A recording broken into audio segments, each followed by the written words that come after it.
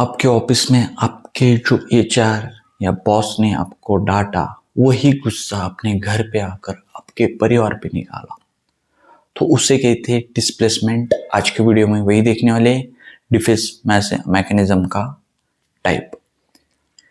ये वीडियो आपने क्यों देखनी चाहिए और ये वीडियो में क्या है और वो कैसे काम करता है।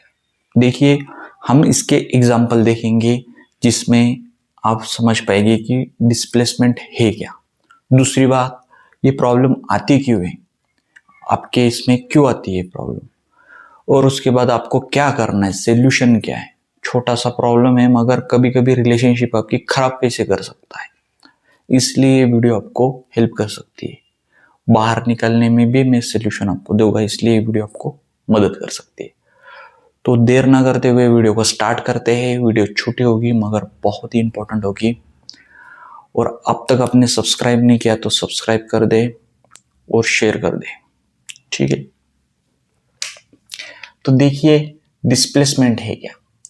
गुस्सा किसी और पर निकलना, यानी कि गुस्सा किसी का और पे था मगर निकाला किसी और पे। सिंपल लैंग्वेज में, असली व्यक्ति स्थिति पर इमोशंस एक्सप्रेस ना करके किसी दूसरे व्यक्ति पर निकलना, यानी कि जो भी आपके इमोशंस कभी कभी हमसे जो बड़े होते हैं, चाहे हम बोल नहीं पाते, चाहे बॉस हो सकते हैं, चाहे हमारे पिताजी या भाई हो सकते हैं, वही हम इमोशंस दबा के बाद में हमसे जो छोटे हैं उन पे निकालते हैं, जो कि उनकी कोई भी गलती नहीं होती।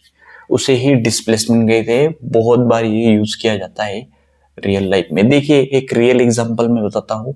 मान लीजिए राहुल को ऑफिस में बॉस ने बहुत डांटा। राहुल बॉस से कुछ नहीं कह पाया, लेकिन घर आने के बाद छोटी सी बात, एकदम छोटी सी बात पर वह अपनी पत्नी या भाई पर गुस्सा करने लगा। देखिए, वो बॉस को तो कुछ कर नहीं पाया, छोटी सी बात, लेकिन वो छोटी सी बात का अपनी पत्नी और भाई पर उसने क्या किया, गुस्सा निकाला। तुमसे इतना सा काम भी नहीं ठीक से होता, या काम भी ठीक से नहीं होता, यानी कि छोटी बात, मगर वो गुस्सा किसी और पे था, निकाला किसी और पे। बहुत बार कुछ लोग अपने डॉग पे भी निकालते, अगर उनके पास कोई ऑप्शन ना हो तो गुस्सा कई एनिमल पे निकल डालते।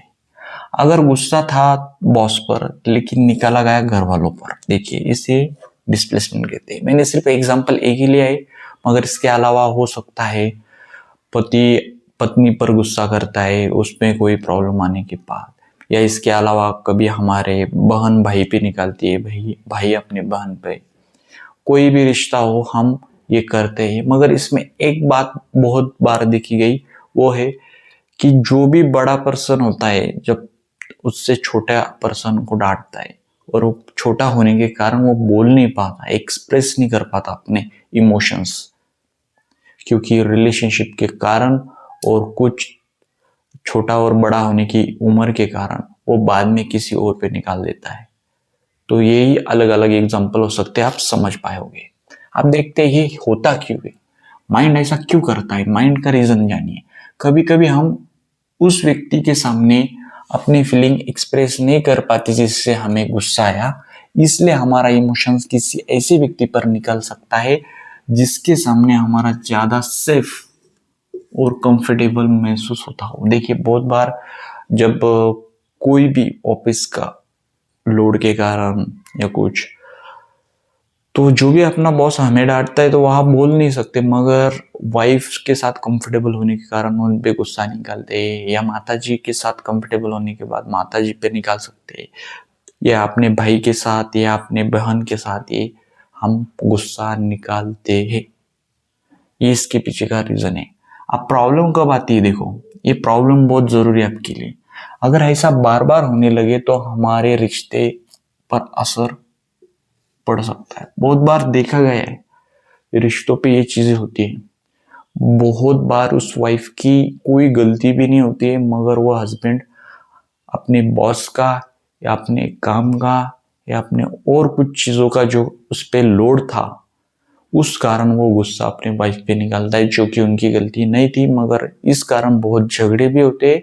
और कभी कभार अगर बहुत अंडरस्टैंड और उतने रिस्पॉन्सिबल न अगर ना हो रिश्ता, तो डाइवोर्स तक भी जा सकता है। तो ये सबसे बड़ी प्रॉब्लम आती है डिस्प्लेसमेंट में, इसलिए आपको जानना बहुत जरूरी है। जिस व्यक्ति ने हमें हर्ट किया वह शायद बच जाता है। देखिए, जिसने उनको हर्ट किया था वो बच जाता है, होता है, बहुत बार होता है इसमें। और हमारा अपना करीबी और व्यक्ति हर्ट हो जाता है, इसलिए क्या होता है बाद में आपको पछतावा होता है कि यार मैंने गलत किया अपने वाइफ के साथ, क्योंकि गलती उनकी थी ही नहीं, ये बाद में पता चलता है। मगर वो जो गुस्सा होता है जिस पे आपका कंट्रोल नहीं होता है, जो कि बहुत जरूरी है, आपकी इमोशंस पे कंट्रोल होना, आपका माइंड शांत होना जरूरी है। इसलिए मैं कहता हूँ कि जो भी आईटी फील्ड के हो या बहुत बिजी लाइफ में हो, तो उन्होंने डीप ब्रीदिंग करनी चाहिए, सिर्फ 5 मिनट, कभी भी कहा भी कर सकते हो। इस पे भी मैंने वीडियो बनाई है, बहुत वीडियो में मैंने बात भी की है किस तरह करनी है, क्योंकि सही प्रोसेस भी बहुत जरूरी है। बहुत वीडियो यूट्यूब पे है, मगर सही प्रोसेस के साथ नहीं होते, तो ये बहुत जरूरी है। इस कारण आपके रिश्ते खराब हो सकते हैं। तो माइंड को शांत रखिए, इमोशंस पे कंट्रोल रखिए, कभी भी बहुत खुशी में डिसीजन मत ले, बहुत दुखी हो तब डिसीजन ना ले, जब कोई जल्दी में हो तो डिसीजन ना ले, या किसी ऐसे टाइम पे मत लो जहां आपके इमोशंस बहुत हाई इंटेंसिटी में हो। तो ये आपको याद रखना है, इस टाइम पे गलती होती है डिसीजन मेकिंग आपकी, और प्रॉब्लम सॉल्विंग में प्रॉब्लम आ सकती है। अब बात हो गई प्रॉब्लम की, आप देखते हैं कि इसको सेल्फ क्वेश्चन कैसे कैसे कर सकते हैं। एक डीप ब्रीदिंग की बात की मैंने, एक ग्रेटिट्यूड भी ऐड कर सकते हो आप। डीप ब्रीदिंग और ग्रेटिट्यूड को नोट करिए, ये भी बहुत इंपॉर्टेंट है। मगर उसके साथ ये इंपॉर्टेंट है सेल्फ क्वेश्चन, क्या मैं जिस व्यक्ति पर गुस्सा कर रहा हूँ असल में मेरा गुस्सा किसी और सिचुएशन की वजह से है? तो ये जानना बहुत जरूरी है, जिसपे मैं गुस्सा कर रहा हूँ क्या इसका रीजन किसी और का तो नहीं है, या किसी और सिचुएशन का तो नहीं, जो सिचुएशन कुछ और थी और निकल रहा हो किसी और पर। तो ये क्वेश्चन बहुत जरूरी करना, इसके कारण आपको प्रैक्टिस से क्लैरिटी आएगी और आप डिस्प्लेसमेंट बहुत सा आपका कम हो जाएगा, और आपके रिश्ते भी अच्छे रहेंगे और आपको प्रॉब्लम नहीं आएगी। तो आज का वीडियो इतना ही था कि डिस्प्लेसमेंट है क्या। आप देखते हैं, आपको अगर फ्री 15 मिनट क्लैरिटी कॉल चाहिए तो बायो में लिंक है, जहाँ से आप क्लियर समझ सकेंगे कि आपको प्रॉब्लम कौन सी है।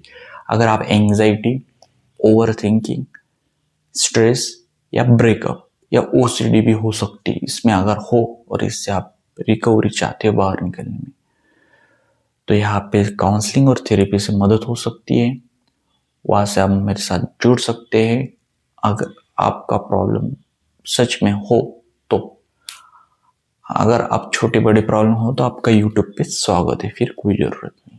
और आप तक आपने वीडियो देखा इसलिए थैंक यू सो मच। ऐसी जिनको ज़रूरत हो उनको शेयर करिए। अब तक सब्सक्राइब नहीं किया तो ज़रूर सब्सक्राइब करिए, क्योंकि आपके प्रॉब्लम पर मैं वीडियो लेते आता हूँ, और आपको वीडियो दिखेगी जब आप सब्सक्राइब करेंगे, नहीं तो आपको वीडियो नहीं मिलती। मिलते हैं अगले वीडियो में, तब तक के लिए bye, thank you so much.